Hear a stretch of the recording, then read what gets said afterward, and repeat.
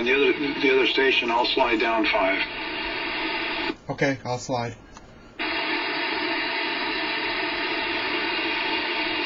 KD8WAK.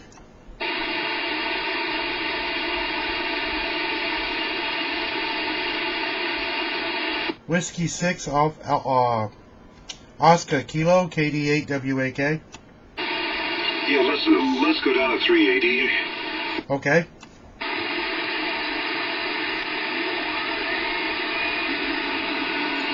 Whiskey 6 Oscar Kilo, KD8WAK.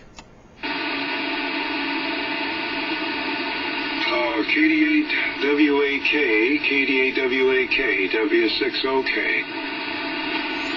Hey Thomas, I heard you talking to the other guy. I couldn't hear him very well. But you are carrying a beautiful signal here in Iron Mountain, Michigan. This is Steve, Sierra Tango Echo Victor Echo.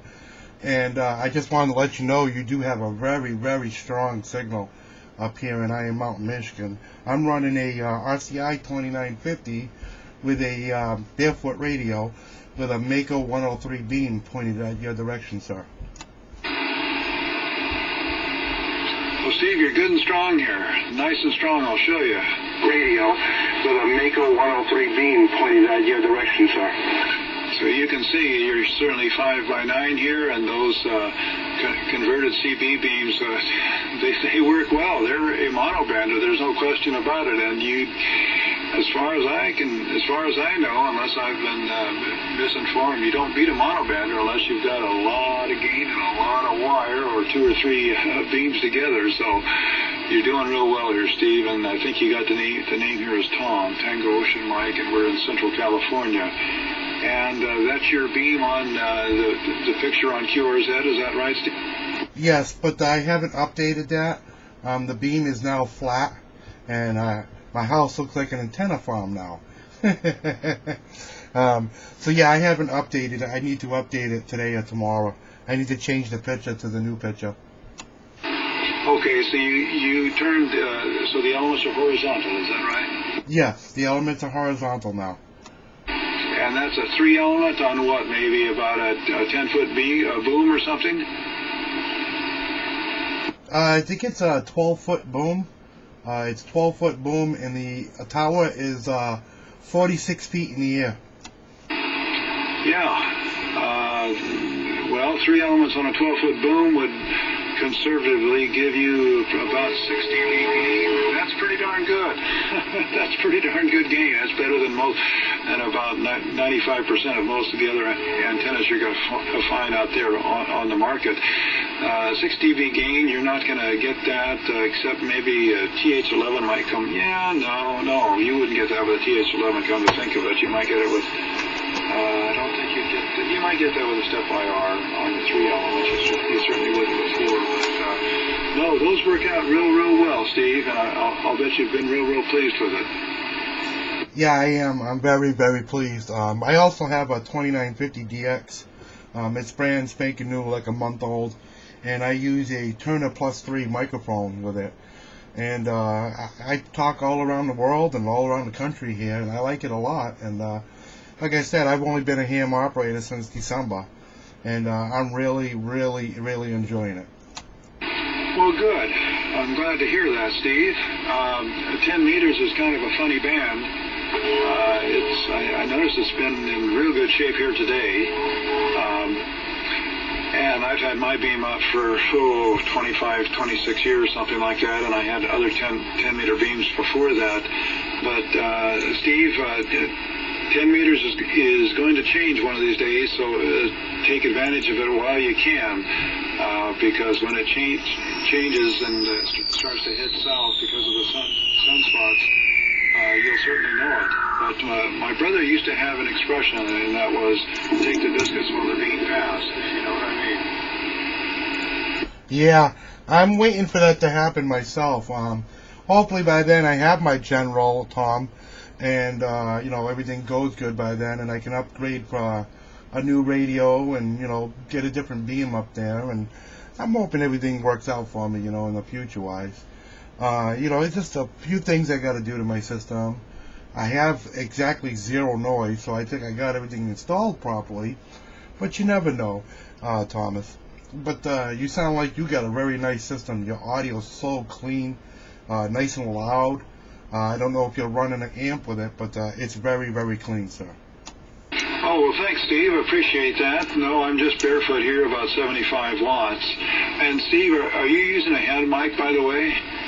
No, I'm using a desk mic, Turner +3 desk microphone. And if you don't mind me asking, Steve, how far from the microphone are you?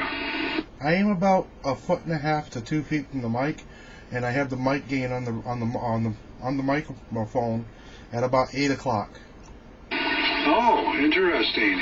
You know, you might do something. You might turn that mic gain down and get just a little closer. I would be kind of curious what the difference is.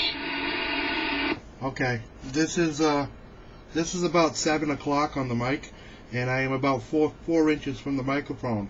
Is there any difference with that? Try splitting the difference. Okay, how about that? 1, 2, 3. I'm about a foot away from the microphone.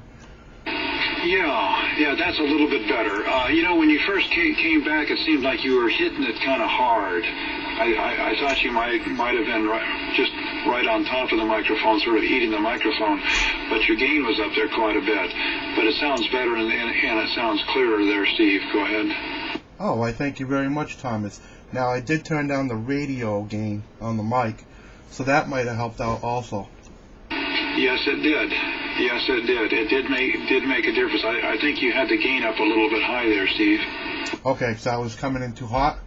Yeah, it was kind of starting to, you know, something like that. Oh, I don't want that. I want my audio nice and clean. You know what I mean? I want everybody to hear exactly what I'm saying. Yeah, you'll find a lot of the guys here on 10 meters sometimes don't pay close attention to the audio, and I can understand it because you don't hear it. And but go ahead there. I'll record it and play it back for you, and you can hear what it sounds like. It sounds good though.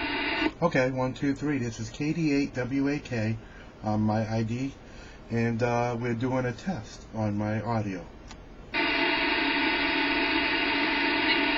This is a little on the weak side. I don't know if the band took a dip or not.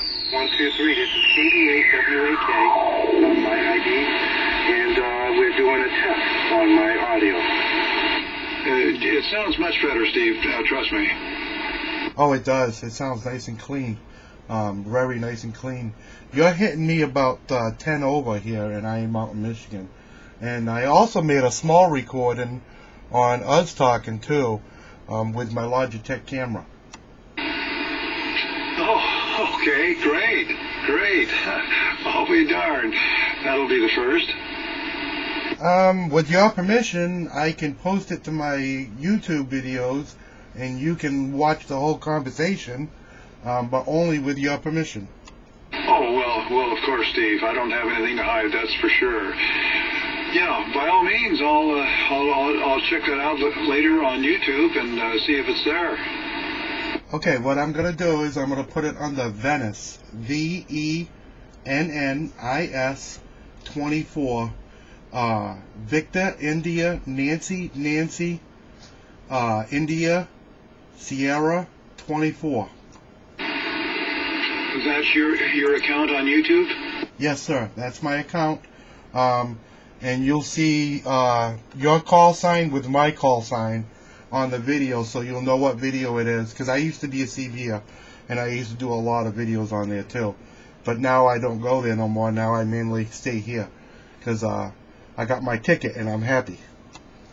Yeah, I'm sure you are. And good luck getting that general as soon as you can, so that you'll have the latitude to be able to go to the other bands, because you'll have to do it. And unfortunately, one of these days you'll have to take that beam down and put something else up for the other bands. I don't know if you thought about that yet or not, but it's happening. And I'm going to have to take this beam down here, which I may do this summer. I'm not quite sure, but one of these days you'll have to scoot up the band, and then you'll have to have your general to do it, won't you, Steve? Yes, sir, I will. I'm actually going for my general in a few weeks. I have a bunch of antennas on my house now.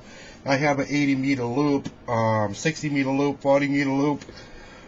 I've got quite a few up there. You're seeing my old picture. I haven't had a chance to get on QRZ and update it. Oh, okay. Well, good for you. We just have the one tower here that's up above the trees, and we have to work at it to keep the trees below it. They keep growing up there and trying to bend the elements and whatnot, even up at 70 feet. So it's a little bit of a chore. But we just lost one of the trees here about a month or so ago because it got diseased, and so we had to take it out. But we still have the other ones that are knocking on the door, so to speak. Steve, I'm going to go pull the plug here and go QRT, and I'll look for that video later today then on YouTube, Venice 24, and that'll be interesting. I'll enjoy that, I know for sure. So 73's here, Steve. I've enjoyed this. It's been my pleasure. Congratulations on the station there, and good luck on the upcoming exam. That's great. Get it done and get it behind you, and look forward to the other bands too, but take advantage of this one while you got it, because you got a good beam up there right now, and it's certainly doing what you want. It'll be hard to come up with a beam that will work as well, Steve, on any of the other bands, because as you very well might suspect, you're going to have to get out pretty good sized real quick. On 20 meters, you'd have to be at 24 feet. On 15, you'd have to be at 18 feet. It's not too hard. It's not too bad to get out there to get 60 dB, but you're talking about separate antennas for each band.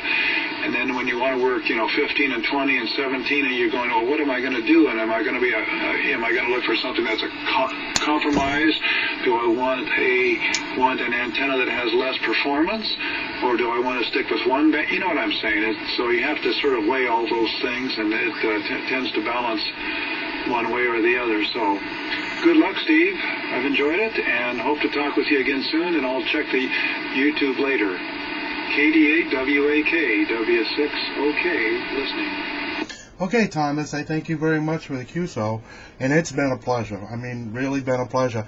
I did just update my picture on my QRZ, so now you can see all the antennas I have up there. And, okay, I will take a break here, and I will be on the side for a bit. And 73's, my friend, it was a pleasure talking to you, and I hope we can do it again sometime, Thomas. God bless. Yeah, take care. I see the new picture there. It looks good. And a little snowy. 73's. 73.